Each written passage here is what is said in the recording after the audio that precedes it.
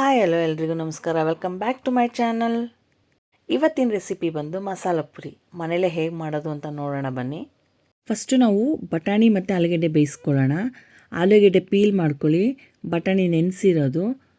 ನಾನು 2 ಆಲೂಗೆಡ್ಡೆ ಹಾಕ್ಕೊಂಡಿದ್ದೀನಿ ಮತ್ತು ಸ್ವಲ್ಪ ಉಪ್ಪು ಹಾಕ್ತೀನಿ.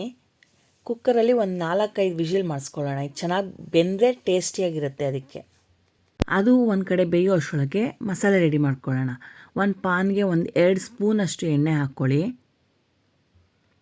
ಎಲ್ಲೂ ಸ್ಕಿಪ್ ಮಾಡಬೇಡಿ, ನೋಡ್ಕೊಳ್ಳಿ ಹೇಗೆ ಮಾಡ್ತಾಯಿದ್ದೀನಿ ಅಂತ. ಎಣ್ಣೆ ಕಾಯ್ದ ಮೇಲೆ ಬೆಳ್ಳುಳ್ಳಿ ಸ್ವಲ್ಪ ಫ್ರೈ ಆದಮೇಲೆ ಶುಂಠಿ ಹಾಕ್ಕೊಳ್ಳಿ, ಒಂದು ಅರ್ಧ ಇಂಚಷ್ಟು.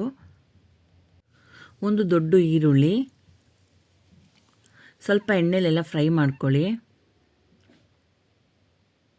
ಸೋಂಪು 1 ಸ್ಪೂನು, ಒಂದು 7-8 ಕಾಳು ಮೆಣಸು. ಯಾವುದು ಸೀಬಾರ್ದು, ಅಂದರೆ ಕಪ್ಪಾಗಬಾರ್ದು. ಹಸಿಮೆಣ್ಸಿನ್ಕಾಯಿ ಟೇಸ್ಟ್ ತಕ್ಕನಾಗಿ ಹಾಕ್ಕೊಳ್ಳಿ, ನಾನು 5 ಹಾಕ್ಕೊಂಡಿದ್ದೀನಿ. 1-2 ಟೊಮೆಟೊ ಹಾಕ್ಕೊಳ್ಳಿ.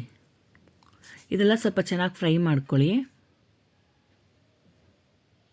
ನೋಡಿ, ಅದು ಟೊಮೆಟೊ ಮತ್ತು ಈರುಳ್ಳಿ ಸಾಫ್ಟ್ ಆಗೋವರೆಗೂ ಫ್ರೈ ಮಾಡ್ಕೊಳ್ಳಿ. ಅದಾದಮೇಲೆ ಮಿಕ್ಸಿ ಜಾರ್ಗೆ ಕೊತ್ತಂಬರಿ ಸೊಪ್ಪು ಮತ್ತು ಪುದೀನ ತೊಳೆದಿರೋದು ಹಾಕ್ಕೊಳ್ಳಿ. ಬೇಯಿಸಿರೋದು ಒಂದು ಸ್ವಲ್ಪ ಬಟಾಣಿನೂ ಹಾಕ್ಕೊಳ್ಳಿ, ಅದು ಪೇಸ್ಟ್ ಗಟ್ಟಿ ಆಗುತ್ತೆ ಆವಾಗ. ಹುರಿದಿರೋ ಮಸಾಲೆನೂ ಸ್ವಲ್ಪ ತಣ್ಣಗಾದ್ಮೇಲೆ ಮಿಕ್ಸಿ ಜಾರ್ಗೆ ಹಾಕ್ಕೊಂಡು ಕ್ಲೀನಾಗಿ ಪೇಸ್ಟ್ ಮಾಡ್ಕೊಳ್ಳಿ. ನಾವು ಬಟಾಣಿ ಏನು ಬೇಯಿಸಿರ್ತೀವಿ ಆ ನೀರನ್ನೇ ಯೂಸ್ ಮಾಡ್ಬೋದು, ಮಿಕ್ಸಿ ಗ್ರೈಂಡ್ ಮಾಡೋಕ್ಕಾಗಲಿ ಮತ್ತು ಆ ಮಸಾಲೆ ಮಾಡೋಕ್ಕಾದ್ರೂ. ಬಟಾಣಿ ಬೇಯಿಸಿರೋ ವಾಟರ್ನೇ ಹಾಕ್ಕೊತಾ ಇದ್ದೀನಿ. ಆಲೂಗೆಡ್ಡೆನ ಸ್ಮ್ಯಾಶ್ ಮಾಡಿಟ್ಕೊಳ್ಳಿ.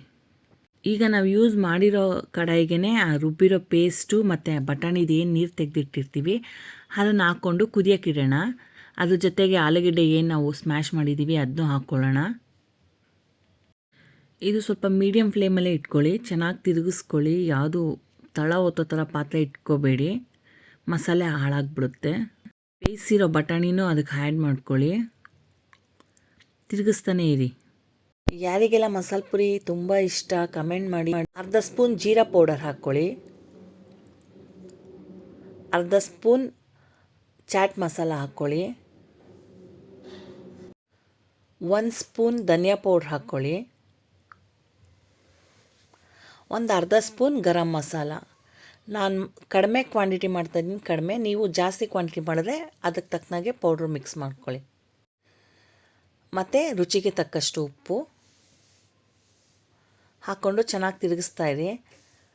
ಇದು ಒಂದು 10 ನಿಮಿಷ ಬೆಂದರೆ ನಮ್ಮ ಮಸಾಲೆ ರೆಡಿ ಇರುತ್ತೆ. ಮೊದಲೇ ಫ್ರೈ ಮಾಡಿರೋದ್ರಿಂದ ಜಾಸ್ತಿ ಕುಕ್ ಆಗೋಂಗಿರಲ್ಲ ಮತ್ತು ಬಿಸಿನಲ್ಲೇ ಇರಬೇಕಿದು. ಒಂದು ಕಡೆ ಪೂರಿ ರೆಡಿ ಮಾಡ್ಕೊಳ್ಳೋಣ.